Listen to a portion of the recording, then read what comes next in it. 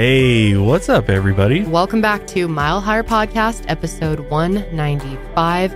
And today we are taking a look at a really wild case. We're going to be talking about Rachel May Buffett and Daniel Wozniak. Super disturbing, honestly. Yeah, definitely disturbing. These two are wild. What these two were willing to do in order to finance their honeymoon and wedding and just get money, basically, is just beyond anything. I mean, it's a very, very, sick and disturbing case. And what's interesting is they're both actors, but they're terrible fucking actors. Right. I mean, Rachel goes on Dr. Phil at one point. I mean, it's just, this case did get a lot of attention from the media just because of, sort of their backgrounds and their whole history of the relationship. And we're going to dive into all of that. It's a lot to unpack. There's some really strange elements. There definitely are. So that is what we're going to be covering today. Before we get into that, though, I wanted to mention that Kendall and I are vlogging again a little bit. Oh, yeah, we are. Yeah. We've been sort of capturing our journey. Let's do it right now. I was going to say, we've got the vlog camera back out again, and we've been trying to just capture a journey through this pregnancy.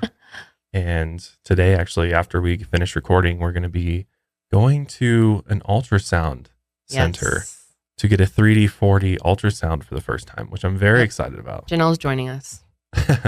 Woo! It's going to be so fun. Baby. I'm very excited. But I just wanted to mention that if you're interested at all in Kendall and I's personal life and what we got going on beyond all of our content and podcasts, we do have a vlog channel called Mile Higher Life. It's nothing, there's no schedule for it. We just record when we want to and upload when we want. It's very casual, but it's really fun.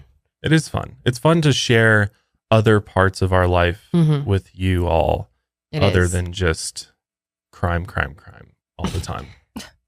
So it's nice to, just allow you guys to get to know us on a little bit more of a personal level and kind of be along on this journey with us. So I just want to put that out there. We'll link that below. But this episode of Mile Higher is brought to you by Upstart, Function of Beauty, Novo, Fuzzy, and ExpressVPN. More on them later. But we're just going to go ahead and dive right into this case. There's so much to cover here. And this case really revolves around four individuals, two of which we mentioned, Daniel Wozniak and Rachel May Buffett, but also another two individuals by the name Julie Kibuishi and Sam Hare. And so in order to even understand this case and the crimes, we have to unpack each of these individuals' lives because they all sort of lead to one end. Yeah. So we'll start with Yuri Kibuishi, who actually went by Julie. She was born February 14th, 1987 to Masa and Junko Kibuishi in Newport Beach, California. And like I said, she went by Julie and her mom, Junko, went by June. When she first found out she was pregnant, June was so excited to have a little girl. Julie was her special Valentine's Day baby. Julie had two older brothers, Taka and Kazu, and a younger sister named Emmy. As a child, Julie was a softball star, but her true passion was dance. She started taking tap dance lessons when she was 5 years old and immediately fell in love with it. And growing up, dance was Julie's entire life. She spent long hours every week practicing and competing in dance competitions, and her fellow dancers became kind of like a second family to her. Julie was compassionate, smart, talented, and she was always the first to help a friend in need. She had a very bubbly and outgoing personality, and you could tell that she was very passionate about her art. Julie had a real zest for life, and everyone loved her. She attended the Orange County School of the Arts for high school before she started studying fashion design at Orange Coast Community College. She hoped to get an internship with a brand like Quicksilver in the future. Dance was still a huge part of her life, though. Her dance friends remembered that Julie always had perfect form, and Julie always looked beautiful. She would style herself with a flower in her hair, bright, bold makeup, and everything always matched from her makeup to her nails. But she still didn't take herself too seriously. Being unconventional and free-spirited was actually her nature. And she even had 6 piercings and 7 tattoos. And just like her mom, Julie also dreamed of being a mom one day. Since she was born on Valentine's Day, it's only fitting that Julie was a hopeless romantic. In 2010, she was in an online relationship with a U.S. Marine who was stationed in Okinawa. And the two of them were really looking forward to meeting in person for the first time that coming summer. And in one of her college classes, she made friends with this guy named Sam Hare. And she started tutoring Sam in anthropology. Her parents wondered if Julie and Sam were more than friends, but Julie assured them that their relationship was strictly platonic. Sam was like an older brother to her. She said that he looked tough, but he was really just like a teddy bear. So Sam Eleazar Hare was born in Los Angeles County on May 29th, 1983 to Steve and Raquel Hare. He was their only child, and both of his parents were school teachers and both on their second marriages. Raquel was originally from Argentina and Steve was a former Marine.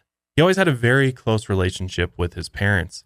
His cousin Leah was 11 and a half years older than him, and he treated her like a sister, and the two were very close. Eventually, Leah got married, and she and her wife had their daughter, Sonia, and Sonia absolutely adored her uncle, Sammy. Sam was very athletic growing up. He played roller hockey, jiu-jitsu, track, and weight training.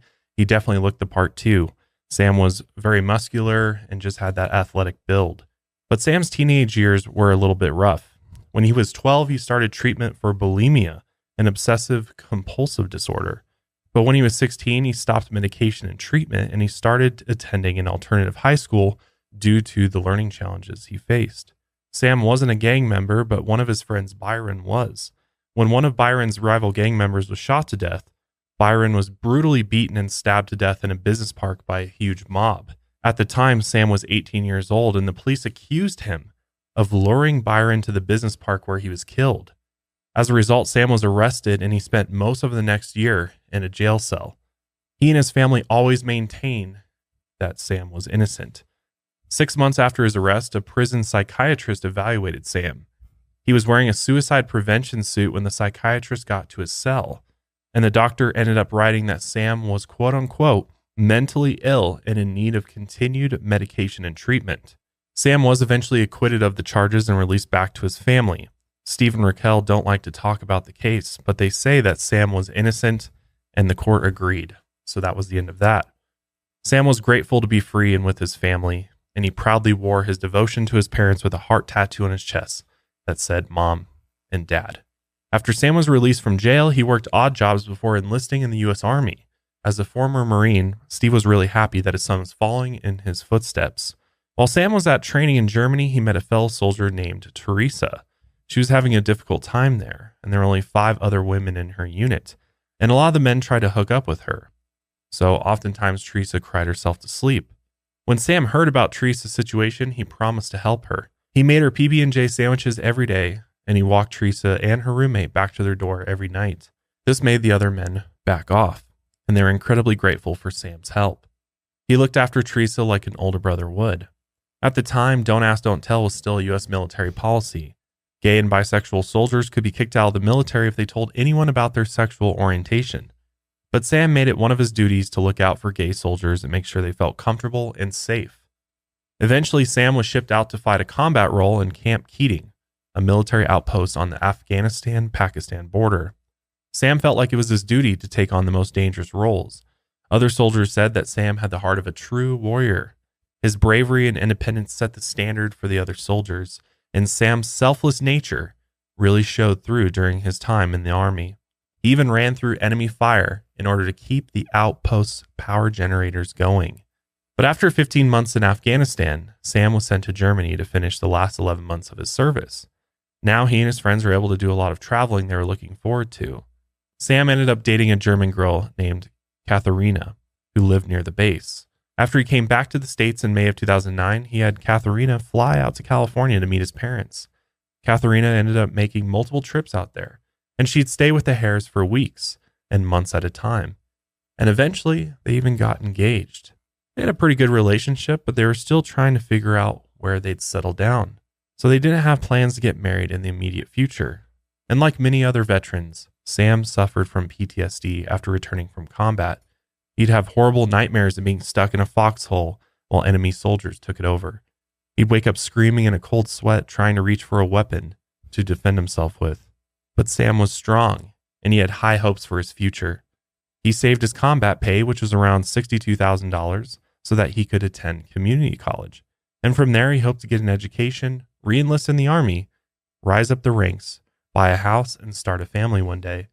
He chose to attend Orange Coast Community College in Costa Mesa. He also rented an apartment across the street from the college in a complex called the Camden Martinique Apartments. The Camdens were kind of like a dorm, and it primarily catered to young people attending the nearby colleges. It seemed like Sam had everything going for him at this point. Plus, he was outgoing and a good-looking Army vet. His personality naturally drew people to him, and his friends said that Sam was absolutely the life of the party. He was always smiling and laughing, and he looked like a big macho guy. But in reality, Sam was just a goofy teddy bear type. At the Camdens, there was usually a lot of partying and hooking up. It was an easy place to lose yourself in drugs and wild nights. Sam definitely liked to have fun with his friends, but he was still very focused and responsible because he had clear goals that he worked very hard to meet. Most of the partying happened by the apartment pool, and that's where Sam met two actors his age who also lived in the Camdens, named Rachel Buffett and Daniel Wozniak. So Daniel Patrick Wozniak was born on March 23rd, 1984 in Long Beach, California to Daryl and Marianne Wozniak. He had two brothers, Timothy and Michael, and his parents were Catholic. His father worked in the aerospace industry. In high school, Daniel was part of the choir, and he acted in the school plays and musicals. His classmates described him as a goofy, handsome, and outgoing person. And Daniel was pretty well liked by everyone. It was easy to spot him, too. He was tall, confident, and liked to wear his signature Hawaiian shirts. Daniel graduated from high school in 2002 and started studying drama at Golden West College in Huntington Beach. A few years after high school, he reconnected with a fellow theater kid named Allison. Her family had opened the Liberty Theater at a nearby military training base, and Dan auditioned for one of their plays. From there, Dan acted in a variety of local theater shows, and he also directed plays and musicals at a local high school, and he babysat for parents associated with the theater. Sometimes Dan would try too hard to impress other people. Allison remembered that he frequently made it a point to pick up the tab at dinner, even if they weren't that close with the people they were with, and even if the bill was like $200 or $300, he'd still pick it up. But acting didn't pay much, and Dan couldn't hold down a job, so he was chronically low on cash. He'd get fired from his jobs working at cell phone stores after they'd accuse him of stealing. Dan also liked to drink a lot, especially when he was out with his friends, and sometimes he could get obnoxious. But his friends said that he was pretty happy and a harmless drunk overall.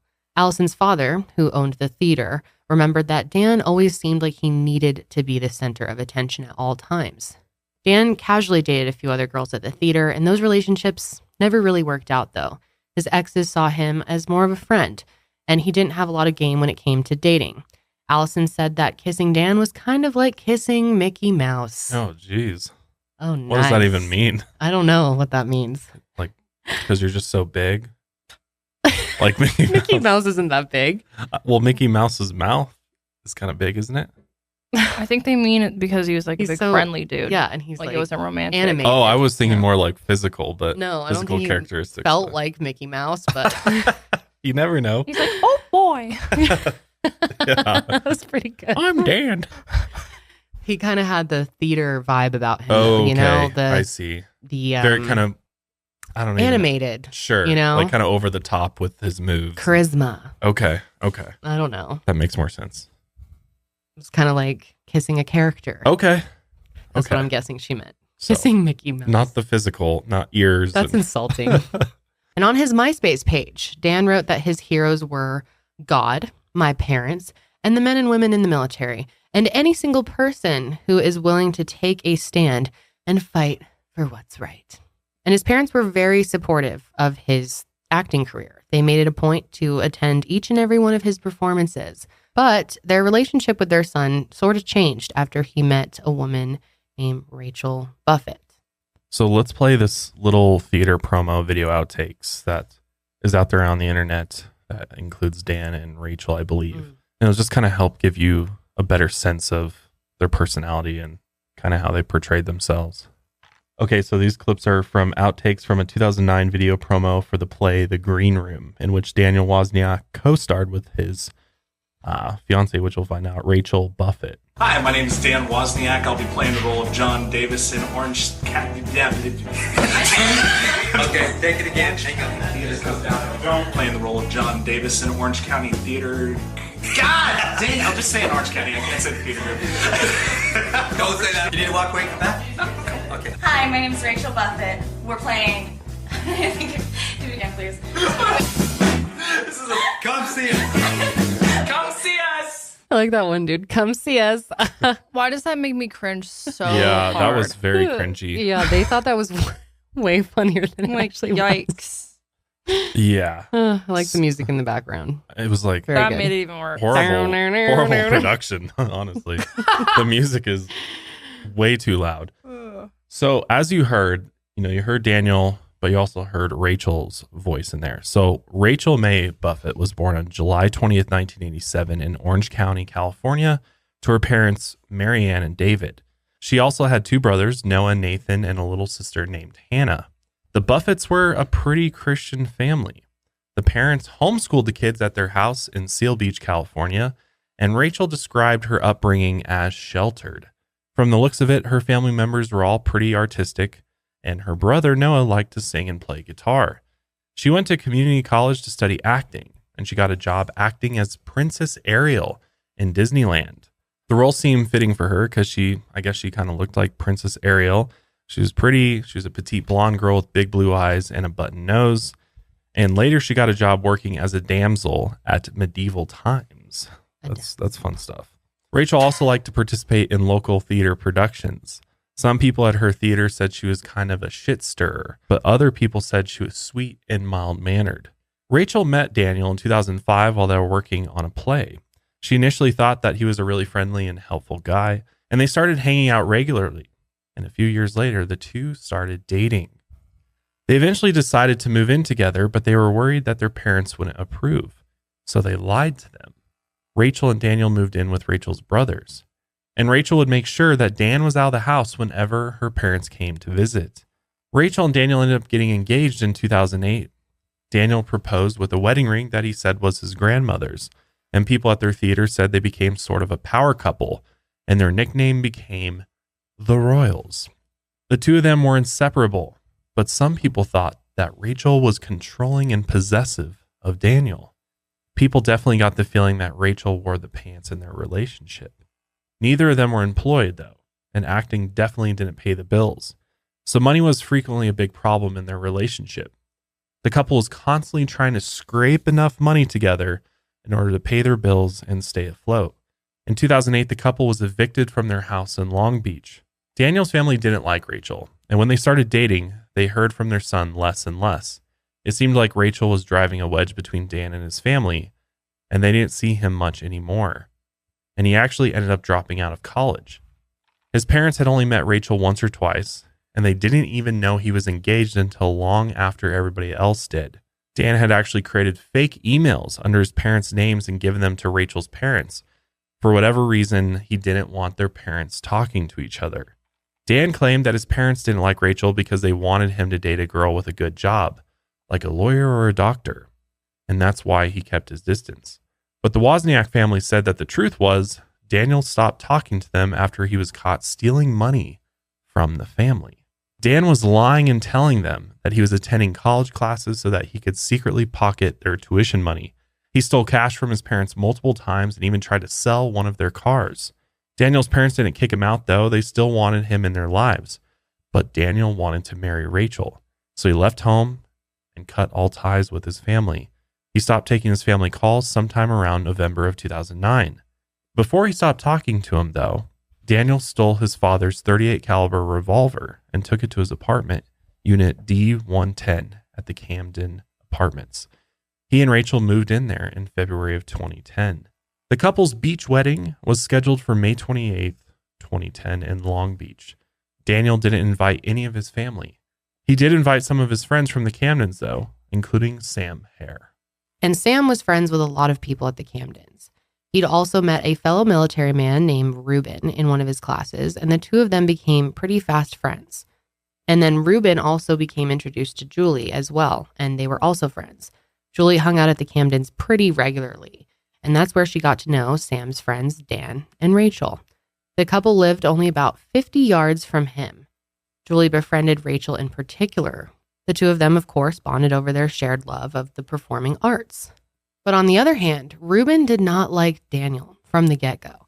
He thought he was fake and he bragged too much. He tried to avoid him whenever he was at the Camdens. He actually told Sam that he didn't trust Daniel right after they met. But Sam trusted other people a lot more easily than Ruben did. Sam was a very open guy and he made friends pretty quickly, so he didn't share Ruben's concerns. Then on May 15th, Dan was arrested for driving drunk. He called up friends for bail money from jail. A mutual acquaintance called Sam to see if he could help out. And that's how Daniel found out about Sam's combat pay. Daniel ended up getting the bail funds from somewhere else, but he didn't forget that Sam was still sitting on some money. Sam actually chatted with Daniel in the hot tub one day after he'd been arrested. Daniel was complaining about his brief time in jail, and being his open and empathetic self, Sam wanted to relate to Dan, and he told him about his own experience in jail as a teen. There was something about this conversation, about Sam's past and remembering his combat pay, that sparked something awful in Dan's mind that night. Dan and Rachel had a lot going on in May of 2010. They were finishing up a 3-month run of the play 9 with the Hunger Arts Theater Company in Fullerton. Daniel played the lead role and Rachel played his leading lady. Local critics gave Dan's performance great reviews. The couple was also busy planning their wedding. The date, May 28th, was coming up pretty soon, and they were definitely starting to feel stressed about it. Daniel was pretty concerned that he wasn't going to be able to pay for everything. Both Rachel and Daniel were unemployed, and sometimes he would blow up at her over her spending habits in front of their friends.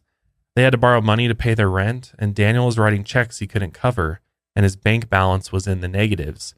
They were about to be evicted from the Camdens if they didn't come up with the money they needed. Around this time, Dan and Rachel met a man named Chris Williams after one of their performances, and Dan asked Chris to loan him $3,000 almost immediately after they met. He explained that he was low on funds and he needed quick cash. Eventually, Chris agreed to lend Daniel $2,000 as long as he paid him back by May 21st. Chris told Daniel that he had mob ties and he got the money from some not good people, so he definitely needed to get the money back as soon as possible. But all this was actually a lie. Chris just wanted to make sure that Daniel would repay him. On May 21st, around noon, Julie sent Rachel a message on Facebook. She told her that she missed hanging out with her and she congratulated her on her upcoming wedding. Rachel wrote back and said that she was really busy, but she promised that the two of them would hang out soon and that the wedding was only a week away. That morning, Rachel said that Dan was very distressed and acting super weird. He was so upset that he was hyperventilating. It was like he was about to have a heart attack. Chris was supposed to come by and collect the money that day. Rachel asked Daniel what was wrong, and he was being really dodgy about it at first, but he ended up telling her that he needed to go upstairs and visit Sam at his apartment. Daniel left shortly after that and came back to their place with Sam. Sam and Daniel talked on the porch, and Daniel seemed like he had relaxed a little bit. He told Sam that he was just stressed out about his financial problems. Sam suggested that Dan join the Coast Guard because they would take care of his housing and give him a decent salary. Sam had also agreed to help Daniel move some stuff for him that day. And 10 minutes before they left the apartment, Chris stopped by to get repaid. Dan told him that he'd be right back with the money, and he and Sam left. And Chris figured that they'd be back soon. But minutes turned to hours, and Dan still hadn't returned. In the meantime, Chris sat in the apartment and chatted with Rachel while she browsed through Craigslist. She told him that she was passionate about acting, but she didn't know if she could make a decent living doing it. Chris started wondering why Dan was taking so long to get back. He was expecting to get paid back that day, and finally, after 3 hours of waiting, Dan came back alone. Things started to get weird, and Dan threw down a stack of bills in front of Chris. He was shaking, and he had this sort of wild look in his eyes. And the stack of bills he threw down only totaled up to $400. Chris asked if that was all the money that they had, and he handed Dan a $20 bill so the couple could buy dinner. There was a really uncomfortable feeling of tension between Dan and Rachel in that apartment, and it definitely made Chris feel weird and kind of sketched out. He tried to calm Dan down and tell him that everything was going to be okay. Then he put the stack of bills in his pocket, and Dan looked a lot more relaxed when he did that. But still, Rachel was staring at Dan like she was really, really pissed. The whole thing gave Chris a really bad vibe, and he just decided, you know what, I got to get out of here. as soon as he got the chance. A little bit later, Chris noticed that he had a missed call from Daniel. He called back and Rachel answered the phone. She told him that he had accidentally dropped a $20 bill on the floor, but Chris told her that he purposely left that money there for them. She told him, no, you really should come back and get it. But there was no way Chris wanted to go back there. He got a strange feeling about the whole thing. Yeah, it's almost like his intuition was telling him, like, yeah, something bad's going to happen if I go back to this apartment. he felt like she was luring him back. Mm-hmm. So he said, no, hang on to the $20. It's for you, and I'm not coming back. It sounded like something was really bothering Rachel. Chris asked if everything was okay, and she told him that she wasn't worried about the money. She was worried about something else now. She didn't explain what that was any further, and then she hung up the phone. Back at her parents' house in Irvine, Julie was going about her day as normal when she started getting some weird texts from Sam around 5 p.m. And the first one read, "Can you come over tonight at midnight alone? Going out for a bit, very upset, need to talk." Then Sam texted again, saying, "Please, no sex. I need to talk to someone." And Julie responded saying, "LOL, ooh, Sam, we're like bro and sis, no sex." Sam then explained, "I'm hurting with some bad fam crap. I can't be alone. No sex. Please, I'm begging as a brother." Julie was a kind, selfless friend, so of course she responded, "Yeah, that's fine. Sam, I'm here for you, like family." Sam then asked her if she was going to let him down, and she replied, "I have never let my friends down when they need me." That night, Chris saw Rachel and Dan perform 9, and he congratulated Rachel on her performance, specifically for the part where she fake cried. But Rachel said that the tears were real. She told him that she had been crying about everything that happened that day. Meanwhile, Julie met up with her brother Taka and his fiancée at a Thai restaurant in Long Beach. She was going to help them plan their wedding. Taka asked her to be a bridesmaid, and Julie was thrilled. The group eventually left dinner and went back to Taka's house. On the way back, Taka handed Julie her bridesmaid's tiara. Julie proudly wore it the rest of the night. She started getting more weird texts from Sam's number at around 11 p.m. though. He was asking if Julie was going to be coming over soon. So she told Taka that her friend Sam needed to talk to her about something, and she was going to stop by his place on her way home. Taka said that was fine, but he told her to be careful and shoot him a text when she got there. Julie told Taka that he'd like Sam. He was like a big brother to her, and she promised to text him from the Camdens.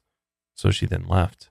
Around midnight, Julie arrived at the Camdens and texted Sam, "Hey buddy, I'm here. I'm walking to your place." Then as promised, she texted Taka, "I'm here, don't worry." And her next message said, "Uh-oh, doesn't look good," crying with a sad face. The next morning, Julie's mother noticed that her daughter hadn't come home, and it was the day of her little sister's senior prom. Julie would not have missed that. She tried texting and calling her daughter, but nobody picked up. So June called her son to see if Julie ended up sleeping at his place. But Taka was confused when he learned that his sister hadn't come home that night. He told his mom that Julie had gone to see Sam that night. June tried calling her daughter dozens of times, and there was never an answer. Julie would never just disappear like this, so June called the Irvine police. And of course, the cops weren't too concerned at first. They told June that her daughter was 23 years old. She'd probably been drinking at a bar and she'd turn up soon, but she didn't buy all of that. It didn't sound like her Julie at all. Meanwhile, Sam's family was also getting concerned. Steve hadn't heard from his son in over 24 hours, and all his calls were going straight to Sam's voicemail. And it was not like Sam to fall out of contact with his father for very long. He was supposed to spend that weekend with his parents as well, and he never showed up. So Steve drove out to Sam's apartment in Costa Mesa. Ruben had also been trying to get a hold of Sam that day as well. Sam had missed a beach party that he was supposed to come to. Ruben tried calling him multiple times, but he never got an answer. Finally, though, someone picked up the phone. It was a guy's voice that Ruben didn't recognize, and the guy said, "Hey, bro." Sam never called him bro, so he knew something was up. Ruben said, "Who is this?" The man responded, "I'm busy right now. I'm having a lot of problems with my family." Ruben said, "What are you talking about?" But before he could get an answer, the man just hung up, and nobody picked up when Ruben called back. Steve arrived at Sam's place at around 9 p.m. and used a spare key to get inside. Once inside, though, Sam wasn't there. But when Steve walked into the bedroom, he saw something truly horrifying. It was Julie's body, and it was kneeling over the side of Sam's bed, and she had a gunshot wound in the back of her head. Her pants were also cut open and pulled down to her knees, and there was a message written on Julie's shirt in black ink that said, "All yours. Fuck you." Steve immediately called 911. He sobbed and told the operator that there was a dead body in his son's apartment and that his son was missing. While Steve was on the phone with 911, one of Sam's friends, Jake Sweat, walked in. Jake was drunk and Sam hadn't shown up for the plans they had earlier that day, so he had come by to check on him. Steve didn't want Jake to see the bloody scene in the bedroom, so he led him out into the hallway while they waited for the police. The cops arrived and found Julie's body inside the apartment. Her purse was still sitting on the kitchen bench, and there was an invitation to Dan and Rachel's wedding still sitting on the counter. The officers asked if Sam owned a gun, but Steve told them over and over again that Sam couldn't have done this. Still, with Sam missing and Julie's body in his apartment, he became the number one suspect in her murder. When the police discovered Sam's prior arrest record from his teenage years, they became more convinced that Sam was a killer. Since he was also a trained military veteran with PTSD, it seemed pretty obvious to them that he was the culprit. The police then went to the Kibuishi house and broke the news to her family. A detective said that Julie's body had been found in Sam Hare's apartment. June immediately began screaming, "No, that's not my daughter. It's not her." None of it felt real. But they told June that they'd found her daughter's ID. And when she heard that, she fell to the floor sobbing uncontrollably. She asked the police to see her daughter, but they didn't let her. They did tell her that they suspected Sam murdered her. But none of it made any sense to June. How could this have happened? Everyone in the Camdens started to hear the news. People started to wonder if Sam was missing because he'd killed Julie.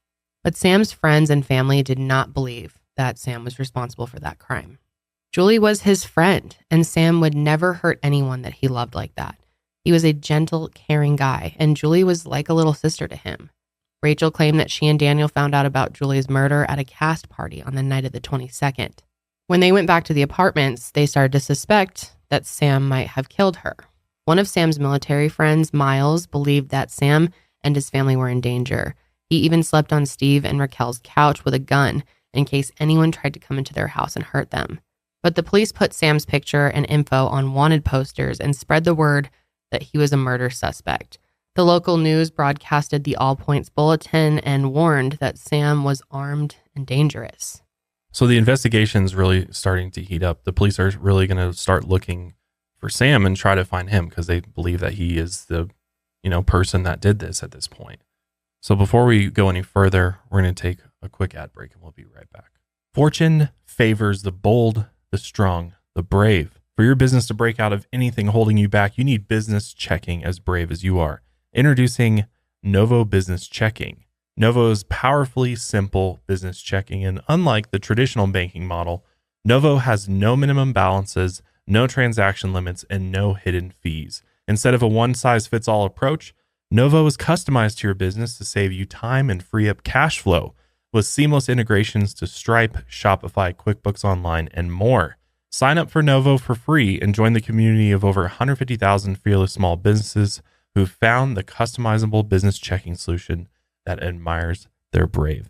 I'm definitely looking into Novo for our business. I love the fact that it integrates seamlessly with our accounting software, which is QuickBooks.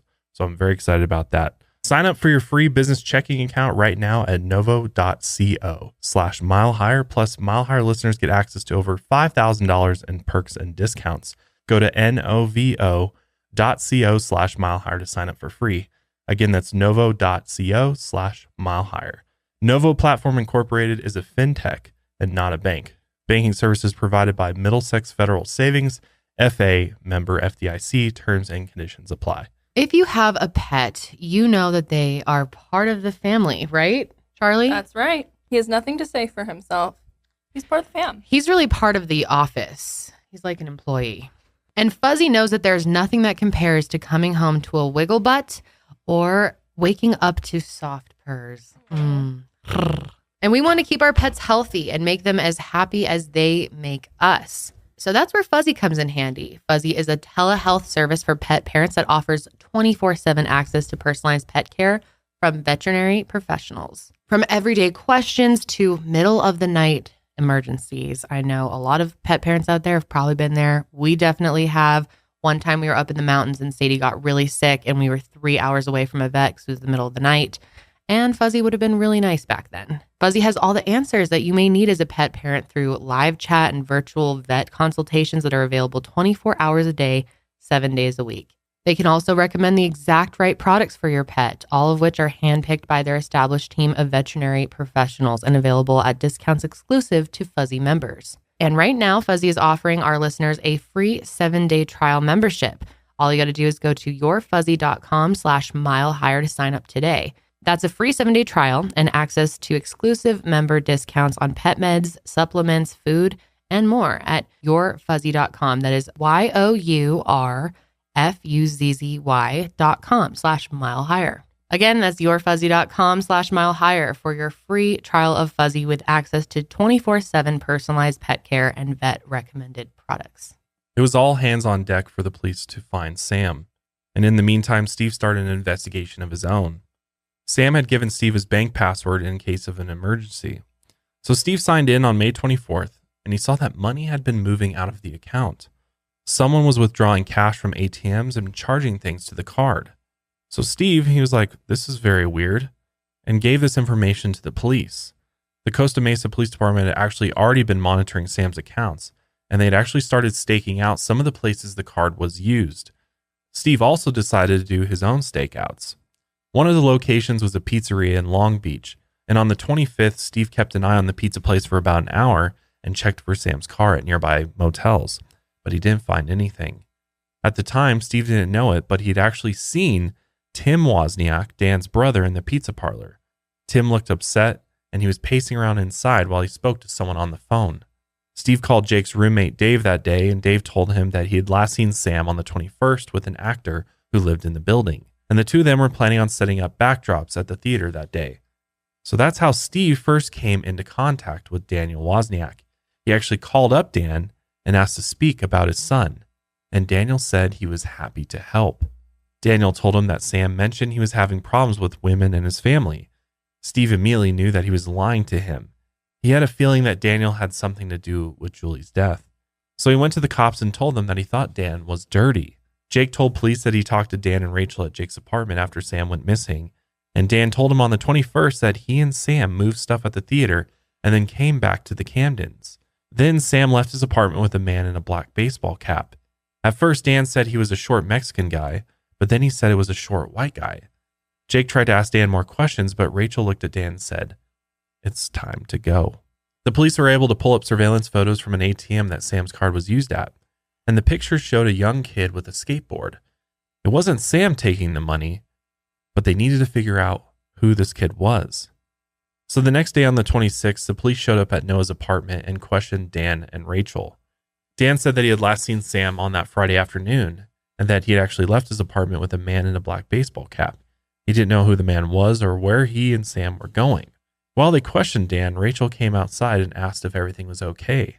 Dan's hands were noticeably shaking, and the detective asked Rachel to go back inside and they'd talk to her next. When they finished with Dan, Rachel gave the detectives an identical story. Rachel said she saw the man with Sam too, and she didn't think he lived in the complex. She indicated that she was in the apartment with Sam, Dan, and this unknown man. But Chris Williams saw Daniel come back alone that day, and Rachel didn't mention Chris Williams to those officers at all, just completely left that out. After all this, detectives secretly started following Dan after he left Noah's place.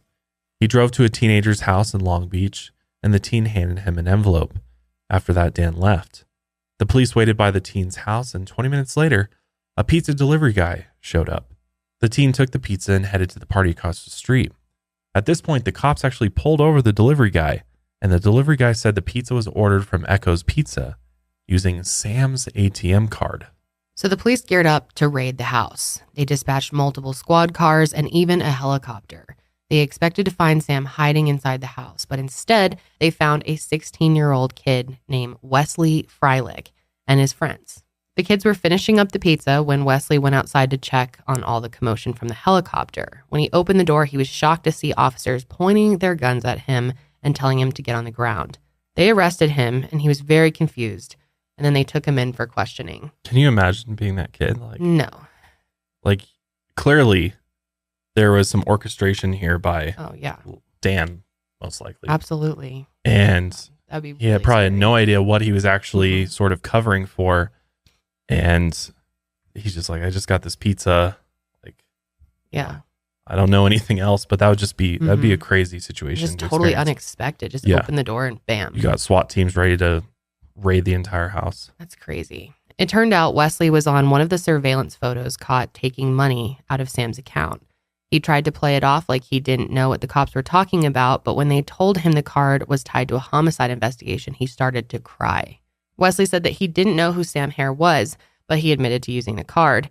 And then he told investigators that he got the card from none other than Daniel Wozniak. Oh, yeah. Well, I'm sure he's like, okay, once they tell him this is tied to a homicide investigation. Yeah. Wesley's like, I'm ready to sell this guy out. Yeah, for I mean, it's sure. one thing to go use an ATM card to take money out that's not yours, but to then realize that this might be covering up for a far larger crime. And good thing this kid gave them Daniel Wozniak. So he explained that Dan told him he was working for a bail bondsman and needed a favor.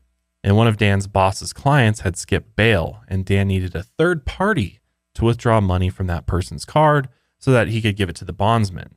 Dan even had paperwork that he showed to Wesley that made him believe that this whole thing was legit. Wesley and Dan had been friends for more than 6 years, and they actually met at the same theater, and Dan had become like a mentor to the kid. Wesley trusted him a lot, so he agreed to withdraw the money for him. Starting on the 21st, Wesley took the maximum daily amount, $400, and gave it to Dan each day. Dan reminded him to wear a hat and sunglasses whenever he took the money out to hide his identity. Wesley also said he probably wasn't supposed to be ordering pizza with the card, but he was still doing his job, so he thought it was fine. That day, he'd handed Daniel an envelope containing $400. So that night, Daniel had his bachelor party at a Japanese restaurant in Huntington Beach. The wedding was just 2 days away at this point. It was a pretty relaxed party, just a few of Dan's friends, just drinking some sake and eating some sushi. When all of a sudden, the police burst into the restaurant and arrested Daniel for bank fraud. Daniel complained that the police had waited to arrest him until after he had paid the check. At the station, police began questioning him. Daniel explained that Sam had roped him into a fraud scheme.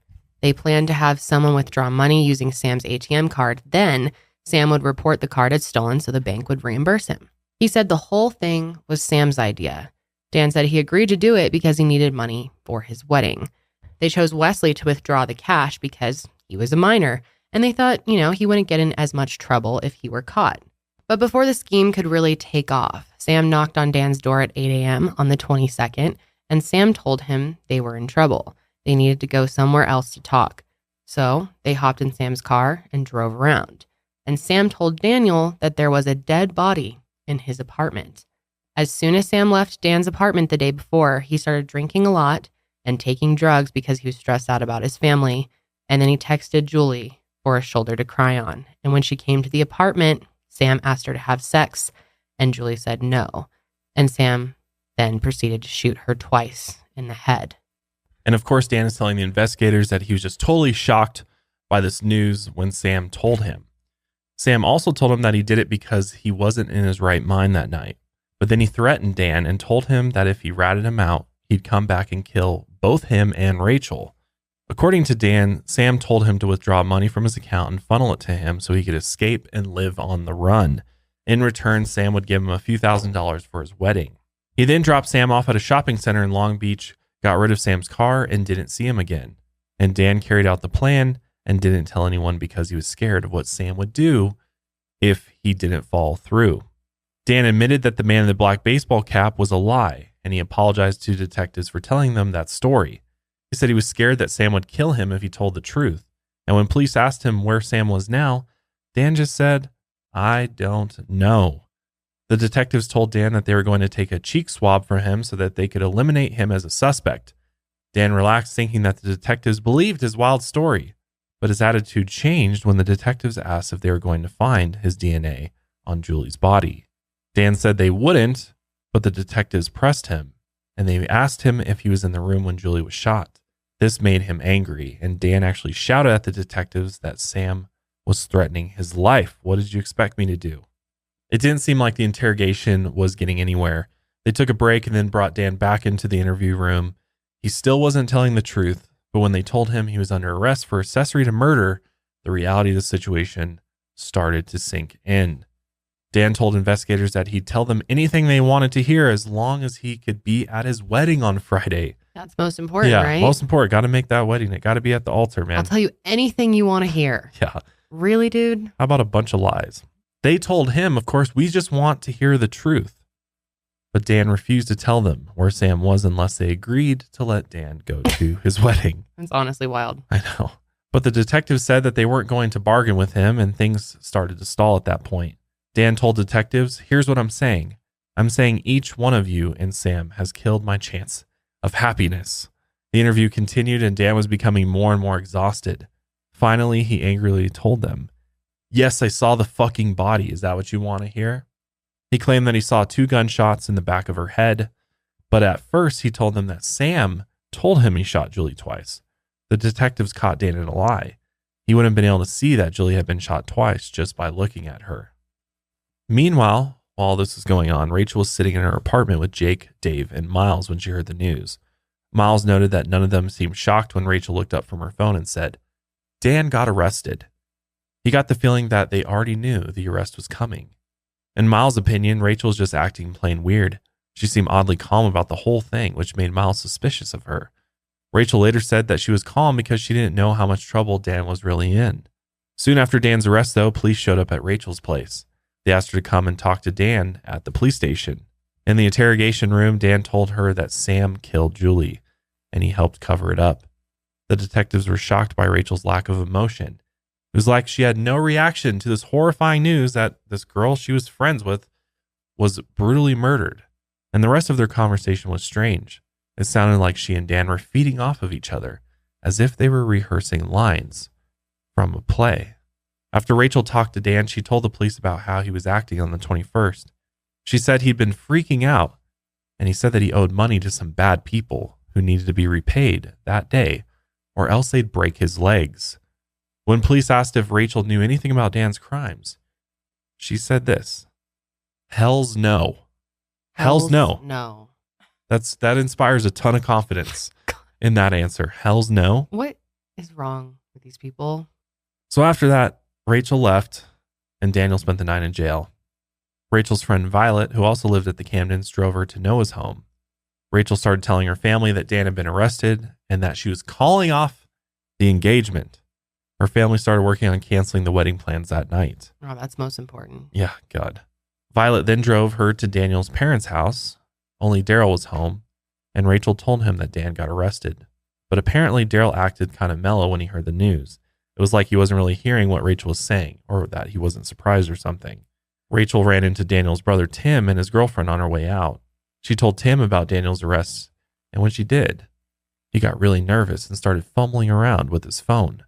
According to Rachel, Tim had some sort of weapon on him, so she bailed.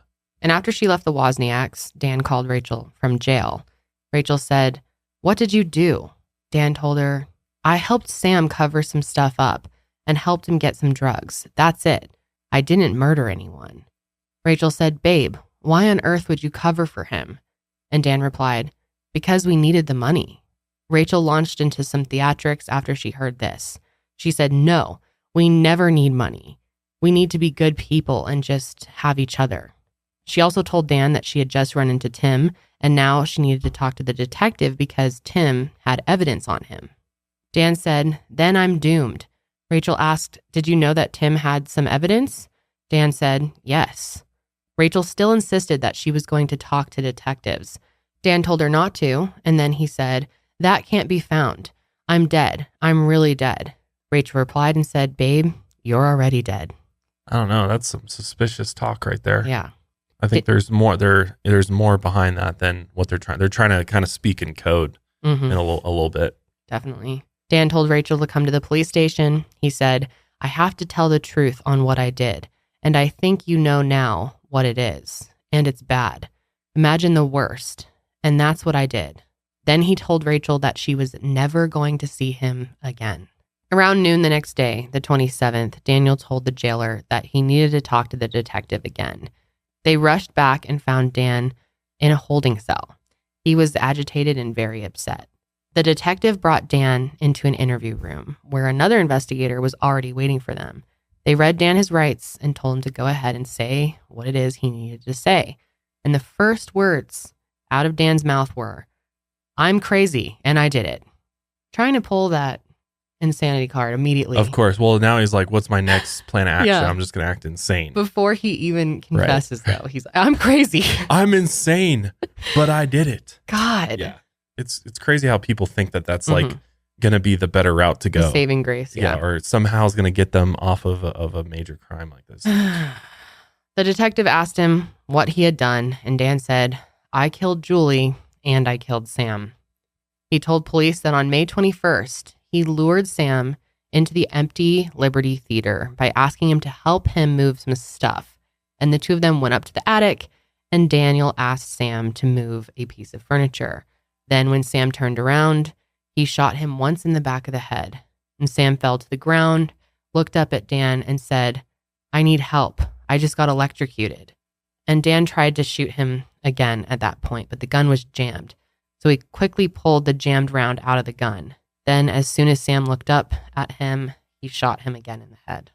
Dan then stole Sam's wallet, his ATM card, his cell phone, and then just left his body in the theater. After that, Dan met up with Wesley and tricked him into withdrawing money from Sam's account. And in the end, Dan was able to take around $2,000 from him. Like Dan obviously was going for that larger $60,000. Yeah. That he was just eventually going to try to drain the account via the ATM because that's the only method he had at that point. Exactly. Over time, but it's like you got 2,000. Like I know. it's just not a well thought out plan at all. It was just such a waste of life. Yeah, God, for $2,000. It's so sad. So around 5 p.m., he started using Sam's cell phone to text Julie and lure her to Sam's apartment. He performed in 9 that same night in the same theater where he just committed this murder.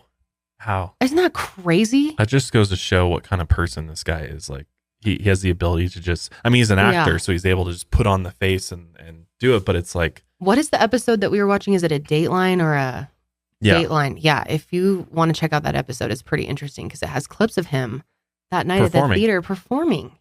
Yeah. Like nothing happened. How can you and go Sam's upstairs. Oh, above them. God. Literally upstairs. And he's like the star of the show. Yeah. Oh my God. It's where he just committed a murder. Insane. Yeah. Have you seen Chicago? No, I haven't actually. It kind of happens like that. This woman commits murder and then goes and performs. Oh, really?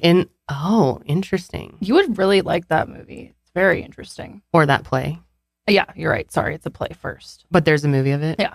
Yeah. Yeah, that sounds very similar. So during the whole play, his castmates have no idea that Sam's body is just sitting above the very stage that they're performing on, and their lead actor was the one who killed him. And that night, Dan was in his apartment trying to get Rachel to go to sleep when Julie texted Sam that she'd arrived at the Camdens. Dan used Sam's key to get inside, and he met Julie at the front door. Then he told Julie that Sam needed to talk to her. And then he went to another room to load his gun. Then he came back to the living room and told Julie to look at something in Dan's bedroom. When she walked in, Dan shot her in the head twice. Dan wanted to make it look like Sam was involved in some sort of love triangle with Julie and her online boyfriend, so he needed to stage the scene so it looked like Sam killed Julie in a jealous rage. To Dan, Julie was just a decoy. Originally, he was going to try and lure over Sam's friend Petra, but she didn't answer the phone. So he cut open Julie's clothes to make it look like she was sexually assaulted, and then he wrote that note, "All yours, fuck you," on the back of her shirt in black magic marker. Julie was also still wearing the tiara that Taka gave her. The next day, Daniel went to Rachel's brother Noah's house to grab an axe and a saw. He drove Noah's truck to the theater and used the tools to dismember Sam's body. Then he discarded the limbs in the nearby El Dorado Park. The detectives asked Dan what was going through his mind when he dismembered Sam. And Dan said, "I was actually smiling and laughing," and he said he didn't know why. That's scary.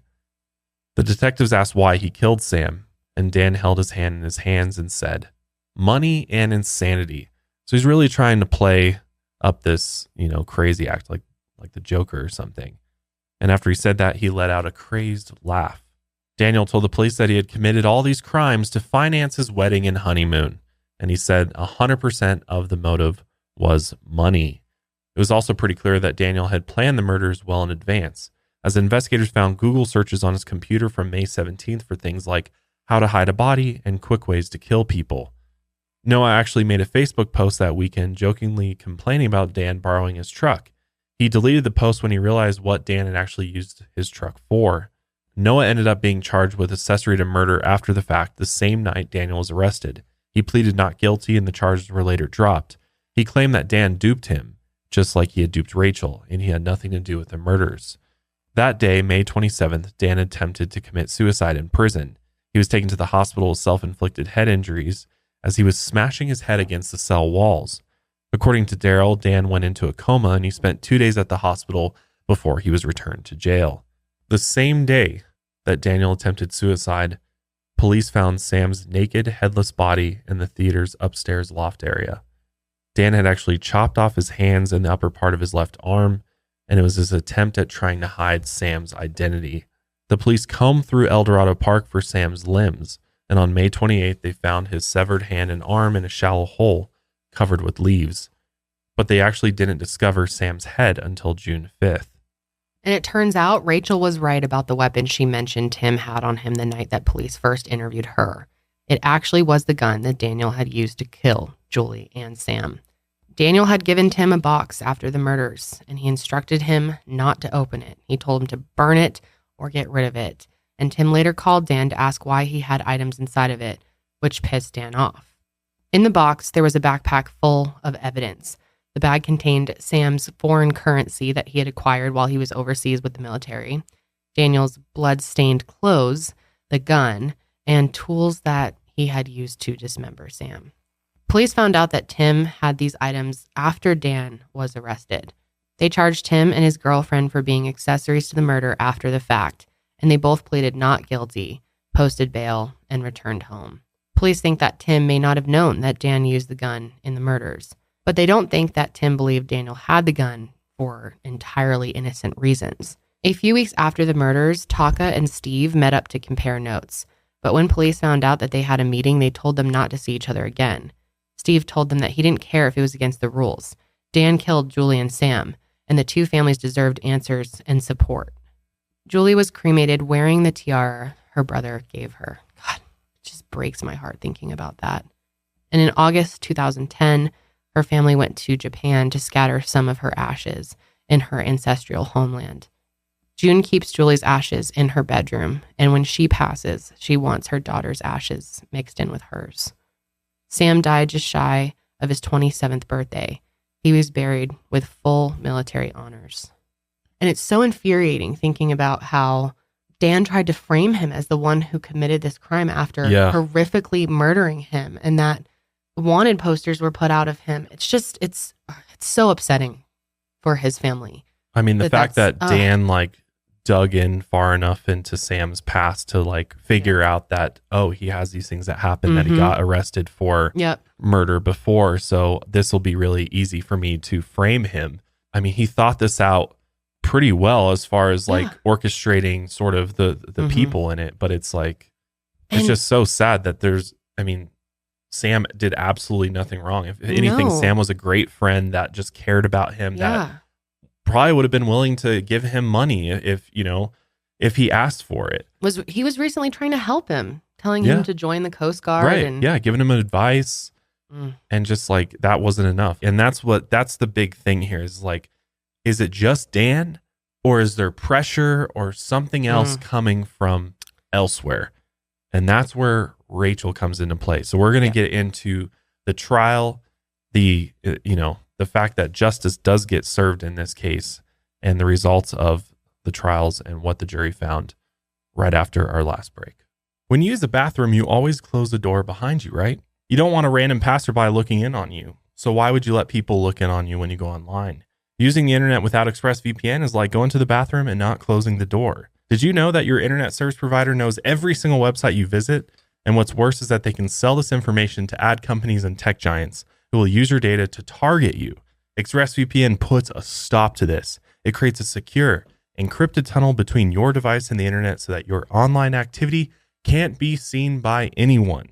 I use ExpressVPN on all my devices, and it works on everything I have, phones, laptops, even routers, so everyone who shares your Wi-Fi can still be protected even if they don't have ExpressVPN. Every single time I travel, go to hotels, or use airplane Wi-Fi, I always make sure to connect to my ExpressVPN to make sure that there's no hackers on board who are snooping for my data and passwords. It's super easy to use, literally one click. I used to work in IT and set up VPN all of the time, and this is by far the most simple and easy to use service out there. So if you're like me and believe your online activity is your business, secure yourself by visiting expressvpn.com/milehigher today. Use our exclusive link, expressvpn.com/milehigher, and you'll get an extra 3 months for free. That's expressvpn.com/milehigher. What's the key to consistent good hair days? Using ingredients that benefit your hair. Function of Beauty makes hair care products that are 100% customizable, made for your hair where it's at now and where you want it to go. Function of Beauty is the world's first fully customizable hair care that creates individually filled shampoos, conditioners, styling, and treatment formulas based on your hair now and where you want it to go. It was founded by a dream team of engineers and cosmetic scientists, and each Function of Beauty product is individually designed to be as unique as you are. So here's how it works. First, you take the hair quiz to build your hair profile and select 5 hair goals like lengthen, volumize, oil control. Next, you choose your color, which is really fun, and your fragrance, or you can go dye or fragrance free. Then you get your freshly filled formula delivered straight to your door, and you can prepare for good hair days ahead. So say goodbye to generic hair care for good. Today, you can go to functionofbeauty.com/milehigher to take your hair goals quiz, and you'll save 25% on your first order. All you got to do is go to functionofbeauty.com/milehigher to let them know that you heard about it from our show and get 25% off your first order. That's functionofbeauty.com/milehigher to take your hair quiz and save 25% on your first order. What would you do if you didn't have high interest loans or credit card debt? Would you move to a new city or start a family? Through Upstart, you can pay off your existing debt quickly with a personal loan so you can tackle your next big financial goal. Whether it's paying off credit cards, which I've had to use a personal loan for that very reason, and I got to say it helped me get out of debt very quickly. Consolidating high interest debt or funding personal expenses, over 1 million people have used Upstart to get one fixed monthly payment with a clear payoff date. And Upstart knows you're more than just your credit score, so rather than looking at your credit score alone, Upstart's model considers other factors like your income, your employment, and other information provided in your loan application to help you find a smarter rate for your loan. You can check your rate without impacting your credit score in just 5 minutes for loans between $1,000 to $50,000. You can even receive your funds as fast as 1 business day after accepting your loan, which is super nice. So find out how Upstart can lower your monthly payments today when you go to upstart.com/milehigher. That's upstart.com/milehigher. And don't forget to use our link to let them know we sent you. Loan amounts will be determined based on your credit, income, and certain other information provided in your loan application. Again, go to upstart.com/milehigher today. So as they should, the DA's office pursued the death penalty against Dan based on the vicious nature of the murders. He was assigned a public defender because Daniel's parents did not give his legal defense any financial assistance. Rachel visited Dan for a few months after his arrest, and he told her that after his suicide attempt, he had a vision of God. Apparently, he'd become a Bible-reading Christian in jail. Rachel started to recommend scripture passages to Dan, and she even brought one of her pastors to one of her visits. Eventually, though, Rachel brought one of her guy friends in to see Dan in jail. At that time, she walked up to the plexiglass, gave Daniel 2 middle fingers, and said she never wanted to see him again. And after that, she never visited him since. While Daniel was awaiting trial, he actually went on the TV show Lockup. He told the interviewer that he was a really good guy, and everyone who knew him knew that.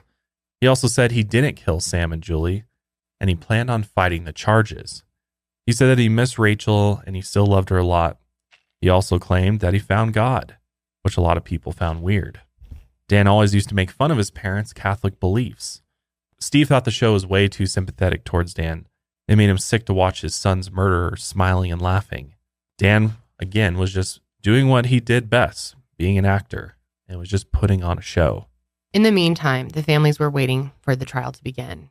Steve and Sam's friends created a Facebook group called Sam's Buddies, a space for friends and family to post memories of Sam and share updates about the trial.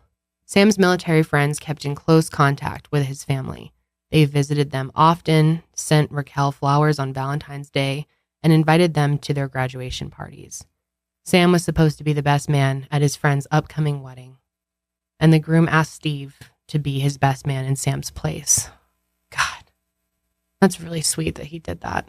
His dad is so cute. I feel so bad his dad for him. is awesome. The Liberty Theater was already struggling, but after Dan's arrest, those struggles got a lot worse. Parents pulled their kids out of the theater program, and the murders spooked some of the guests out of attending the shows there. So the Liberty Theater ended up closing in 2012. And in May of 2012, after police spent 2 years collecting evidence, a grand jury voted to indict Daniel. He would face 2 murder charges as well as special circumstances charges for committing multiple murders and killing for monetary gain. Daniel was arraigned the next morning, and he pleaded not guilty. Steve ended up visiting Daniel in jail multiple times to try and get more information about his son's case. Daniel has apologized to Steve, but Steve said he didn't believe it for a second that Daniel was genuinely remorseful about killing his son. Yeah, I wouldn't either. This guy's insane. He's clearly not.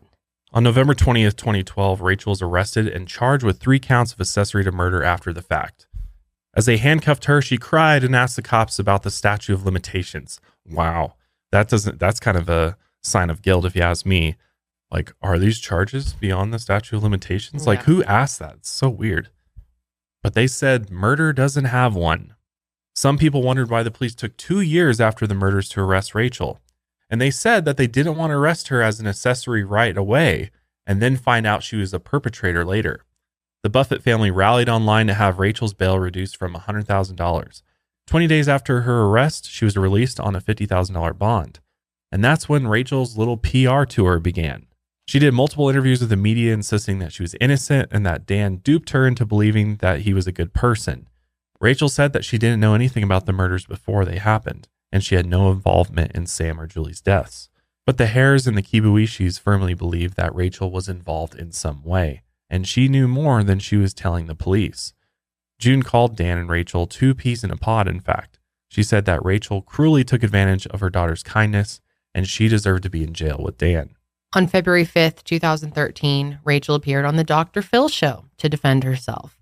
Steve made an appearance as well, and he told viewers that he wanted Rachel in jail for her lies. Overall, the Dr. Phil appearance didn't make Rachel look good. Viewers didn't seem to buy her story about being innocent. But according to Rachel, Dan was the monster, not her.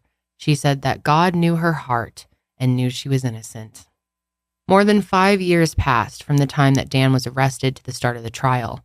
His public defender, Scott Sanders, wanted the death penalty taken off the table. He alleged that the Orange County prosecutors and sheriff's deputies committed misconduct in their use of jailhouse informants. He argued that all of them should be removed from the case. It became pretty clear that he was going to do everything in his power to get the trial delayed as long as possible. Prosecutors accused him of using dirty tricks to have the judge postpone the trial over and over again. Scott even tried to file a 500-page motion with 20,000 pages of exhibits. He and the prosecutors began a long series of bickering in court hearings. The first judge on the case actually had to recuse himself because of the endless delays. Scott had pissed off the judge to the point where he felt like he couldn't judge the case objectively anymore. This delayed the trial yet again. Scott, of course, tried to get the next judge recused as well pretty soon after he started presiding over the case. He actually wanted to have every Orange County judge recuse himself and have a judge from another county preside over the case. Both the Kibuishi family and the Hare family felt like their anguish was becoming unnecessarily dragged out. It's so unfair for families to have to wait on all these stupid delays. Yeah, I know. It takes forever, and the toll it takes on you mentally. All they wanted was for this nightmare to end in some way and for their kid's killer to be behind bars. It's so hard because while they were waiting for the trial to begin, June and Masa were both diagnosed with cancer, and they pleaded with the judge to stop the delays because their suffering was getting to be too much to bear. June begged the defense to consider how the postponements were affecting the victims' families. Steve went to more than 192 court hearings before the trial even started. Waiting for the trial was emotionally exhausting, and everyone was starting to get really frustrated. except for Daniel, who looked kind of upbeat and carefree at some of his hearings. On December 9th, 2015, Daniel's trial finally began. None of the Wozniaks came to watch the proceedings. The only person that came for Daniel was an acquaintance that had become fascinated with the case. This woman actually started a blog called Daniel Wozniak is My Friend and started writing to him in prison. Eventually, this anonymous blogger started visiting Dan in jail and showing up to the court dates. She said that she's going to turn her blog into a book, and the blogger still writes and visits Daniel to this day. I don't get these people that get obsessed with killers and like want to be friends with them or want to have a relationship with them and write a book about it. It's like, why? I know. It's so weird. I don't get it. It's just kind of glorifying them in the end. Yeah. The defense made no opening statement and called no witnesses at trial. Dan's conviction seemed pretty inevitable, and Scott probably wanted to save Dan's defense for the penalty phase. Wesley testified against Dan at trial, and as a teen, he couldn't bring himself to accept that his friend had committed such awful crimes, but now he was going to be helping prosecutors get Daniel convicted.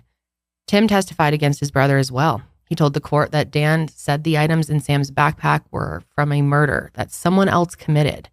Dan told Tim to get rid of the items, but Tim panicked and gave the gun to a friend.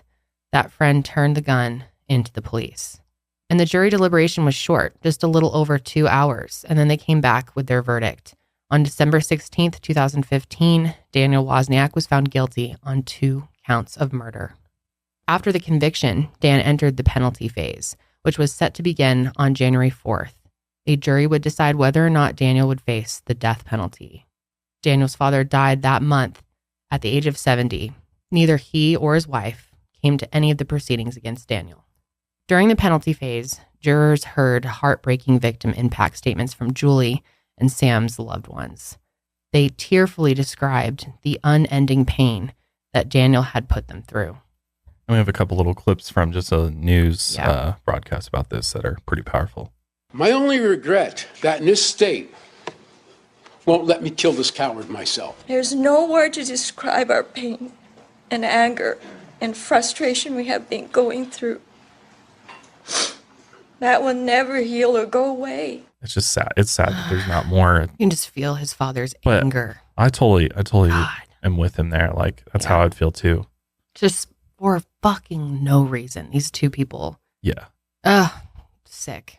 The defense also argued that Rachel had manipulated Dan into committing the crimes. Scott also argued that Rachel had some responsibility for the murders, and because of that, the jury shouldn't sentence Daniel to death. The prosecution responded by saying that Rachel's involvement didn't take away from the fact that Dan did what he did. The DA scoffed, saying, "Is this the I was whipped defense?" The jury didn't accept Scott's argument either, and on September 23rd, 2016, they recommended that Daniel face the death penalty, and the judge formally accepted the recommendation. Dan's sentence was automatically appealed. In the state of California, all death sentences are automatically appealed. Also, judges virtually always concur with the jury's recommendation. And then on December 15th, Tim, Dan's brother, pleaded guilty to being an accessory to murder after the fact, and he was sentenced to 3 years probation, and the charges against his girlfriend were dropped. About a week later, on the 22nd, Tim was arrested and charged with domestic violence. According to the police, Tim punched his girlfriend in the chest, grabbed her wrist, and bit her arm while they were driving. It's pretty clear that, just based off of Tim's behavior as well, that Tim and Dan, definitely not good people at all. No, you question how these people were raised. Evil, man. And even their own parents are basically disowning them. Yeah. On September 5th, 2018, Rachel's trial started. Violet, the friend that drove Rachel around on the night that Dan was arrested, testified against her. Violet said that when Dan talked to them about being the last person to see Sam, Rachel said, "Shut up. Shut up. That's not what happened. Your messed up memories are screwing up my story." Oh my God. Chris also testified against Rachel as well. He had no doubt in his mind that Rachel knew about the murders.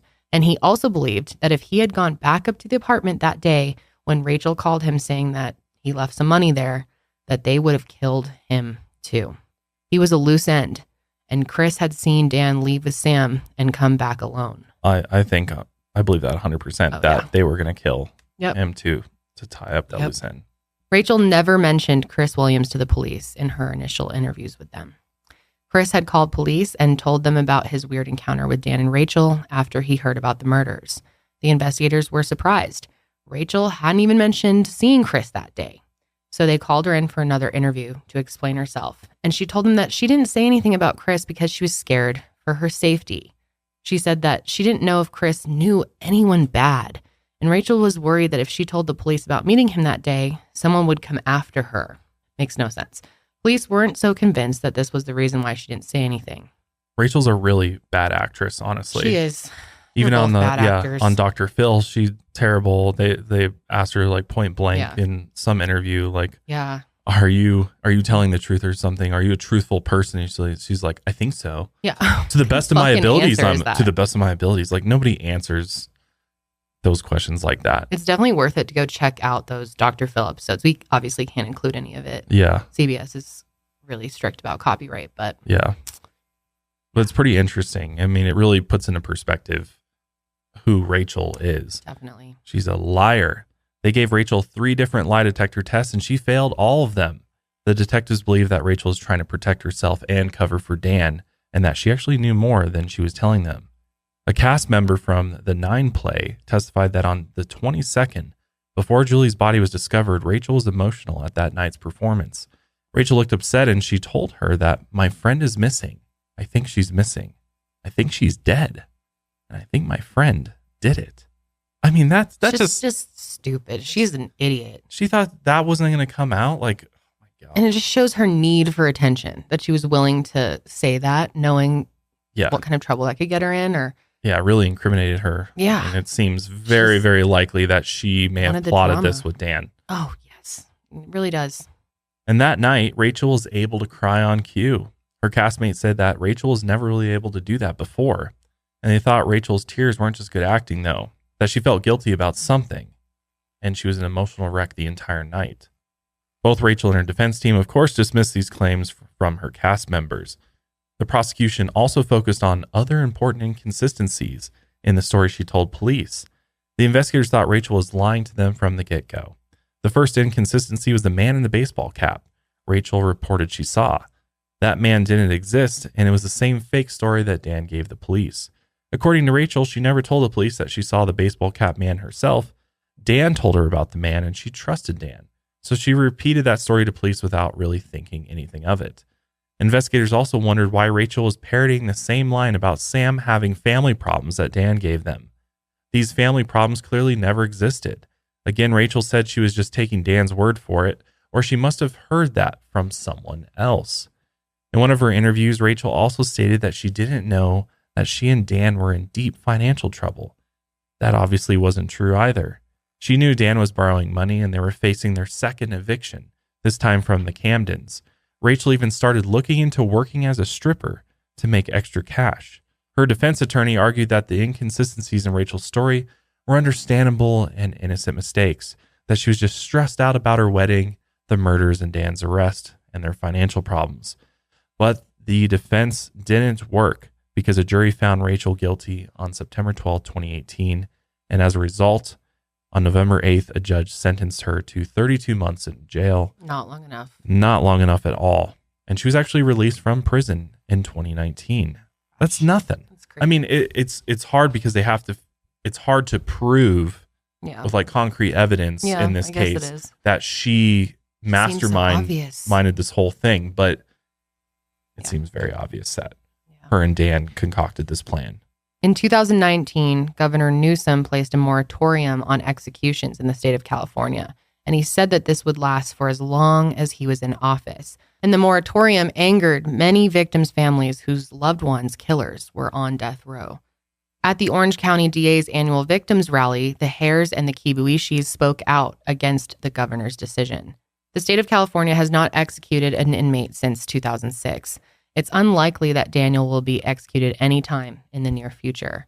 In 2021, Dan was actually moved out of the San Quentin State Prison to the Salinas Valley State Prison as part of the Condemned Inmate Transfer Pilot Program. It's possible that he'll work there to raise restitution money for his victims' families while he waits to be executed. But if you ask me, he belongs in San Quentin. That's a really, really tough prison, and that's where somebody like Dan belongs. The Hares and the Kibuishis know that they may not see his execution day come. But they're just happy that they have some sort of closure now, that Dan can't hurt anyone else. He's behind bars. And these two families keep in touch to this day. Every day, June wears one of Julie's rings on a necklace. She wears Julie's earrings and a blood-stained hairpin that she was wearing when she died. Julie had gifted her mother a mixtape before she had died, and June drives around and listens to the mixtape whenever she needs to feel close to her daughter. Steve continues to play golf, and Raquel is learning to play different instruments. They know that Sam would have wanted them to enjoy their well-deserved retirement. The Hares deeply miss being able to hug their son. They take comfort knowing that he will always be in their hearts. So sad. God. Just such senseless murders. I mean, there's just there's no reason for it. No. Just so that Dan could get some money. Probably for their wedding and honeymoon fund. How sick is that? And just like willing to take someone else's life for that. Right. I mean, I think it's sick that Rachel got away with such a short sentence. Like, I really do think she was more involved. She at least spurred him to take it upon himself to figure out a way to rob Sam. It's clear that something clicked when he heard that Sam had that money saved away, and he was going to figure out some way to get it from him. And the only thing that came to his mind was kill him. Just and make full-on narcissist, completely selfish. I mean, even from the clips, you can just tell the guy's like, just thinks he's something special. Yeah, he definitely did. But yeah, we want to know your thoughts on that one. And how involved do you think Rachel was? Yeah, and do if you at think? all? Yeah, I mean, it was pretty clear that she was involved. I don't know if clear is the right word. It's not. It seems obvious. Well, she was a but accessory after the fact. I guess it's just how involved you actually right. think she Like, was she the one orchestrating the plan here. or not? Or I think she was, but I think people will disagree. I think based upon the things that she said to other people, that she knew that this was going to go down, that she knew that somebody was going to be murdered. Yeah, especially talking about it at the play before she went on. Yeah. I guess that could be considered hearsay, but plus Dan's parents said that after Dan started, got into a relationship with Rachel, that he really changed and that she controlled everything. Yeah. And she, of course, Rachel's mindset is like, I just want to get married. I just want a honeymoon. And, I just want to do this. Crazy. And Dan had no way to make it happen. So you can tell how obsessed they were with the wedding, especially that Dan in the interview rooms is like, I'll say whatever you want as long as I can go to my wedding. Right. You got to promise me. That's all that matters to them. You're not going anywhere, dude. So stupid. Yeah. Just such senseless acts for literally nothing at the end of the day. We really feel for these families. Absolutely. Terrible. But yeah, let us know your thoughts. Let us know if Rachel deserved a harsher punishment and Dan sentence the right one, the death penalty. And we'll see if that ever even happens, or if he'll just spend his whole life on death row and I definitely like he'll to never hear be executed. Your opinions on death penalty, California, specifically for Dan's case. Do you think it was warranted? Yeah. I know people have varying opinions on that. Definitely. But that's where we'll wrap up today. Make sure you're subscribed to us on YouTube as well as Spotify. Make sure you're following us there. That is the premier spot to enjoy the Mile Higher podcast. But until next time, keep taking your mind a mile higher.